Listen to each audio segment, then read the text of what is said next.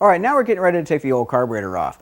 Before we do that though, there's a few things you should probably know. First thing is, do it when the engine's cold. If you do it when the engine's hot, you're just going to burn your fingers and risk the chance of like dropping a part or dropping a tool, and that's no fun. Second thing is, you're going to need a couple little items before you start.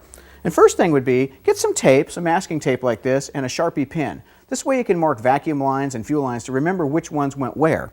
Second thing is, when you undo the fuel line, there's a chance that fuel might drain out of the tank. So if you have a neoprene line or a rubber line, you're going to want to get these little items like these. These are called Plugsits. And this will just stick right in the fuel line, and that way the fuel can't just drain out.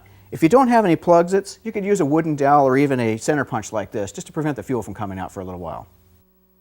Now some of you are going to have cars that have vacuum advance distributors. And before you start, you're going to want to know if your vacuum advance uses ported vacuum, or what they also call timed vacuum, or manifold vacuum. Most of them use ported vacuum, but you want to be sure. And a quick way to tell is before you start, just briefly start the engine up, just for a few seconds. Come down and find the vacuum hose that goes to your distributor, pull it off, and stick your finger over it. Now if it's manifold vacuum, it's going to have a pretty good vacuum signal there. Actually suck your finger on there, you'll actually feel it. If it's ported vacuum or timed vacuum, you'll barely feel a little bit of suction there, but that'll let you know what port on your new carburetor you're going to plug your vacuum advance into. Make sure that when you're checking for the signal for your vacuum advance that the engine's either warmed up or that the choke is open so you don't get a false vacuum reading. Okay, we're going to start by removing the fuel line. You got to be careful though. Sometimes the mechanical fuel pumps will hold pressure in a line, even if the motor hasn't been run for a while. So we're going to take a nut driver and pull this off, and keep a rag handy.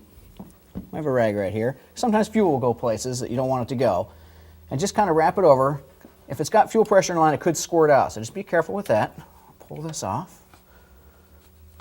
And if fuel starts to come out, you stick a little Plugsit in there. All right, now we need to disconnect the vacuum lines and all the other outer goodies on the carburetor. So I'll take the PCV line off, and our vacuum advance line. Next, we'll take the throttle linkage and spring off.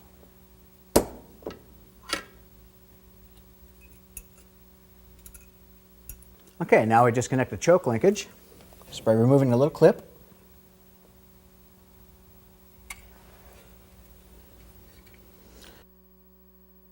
Now keep in mind, with little clips like this and washers and nuts and bolts, if you're taking a clip off or you have 4 nuts and 4 bolts or 4 washers and all of a sudden you have 3, find it. Make sure it did not go down the carburetor or anywhere in any of the orifices around the carburetor, because it'll go inside the motor and you'll have motor damage. All right, next we remove the mounting bolts.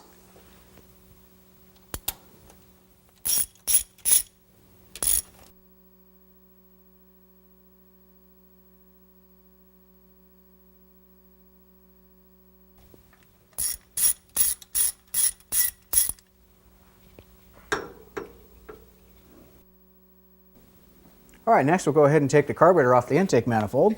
Just pull straight up on it. And again, be careful that nothing drops down the intake manifold or you can have serious engine damage. Pull the gasket off, and there's the intake manifold. Okay, now we're going to remove the choke assembly. Now this is what they call a divorce choke. The carburetor we're going to put on has an electric choke, so it's all self-contained. Divorce choke just means it uses manifold temperature to activate the choke assembly. Of course, we're not going to need this anymore. Now, some cars use exhaust gas to activate the choke, and for those we have block-off plates specifically designed for different manifolds. Okay, next I remove the studs. Vice grips come in handy for that.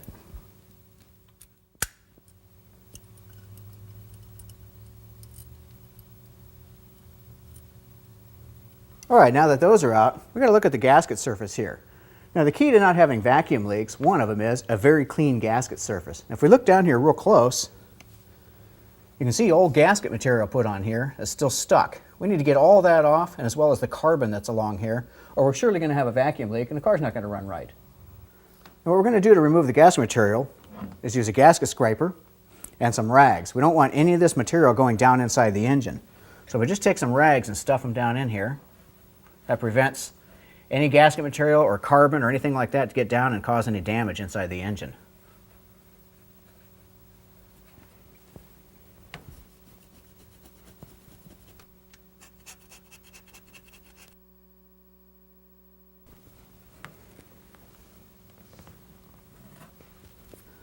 Next we use a little bit of carburetor cleaner just to clean the surface, any excess dirt or grease.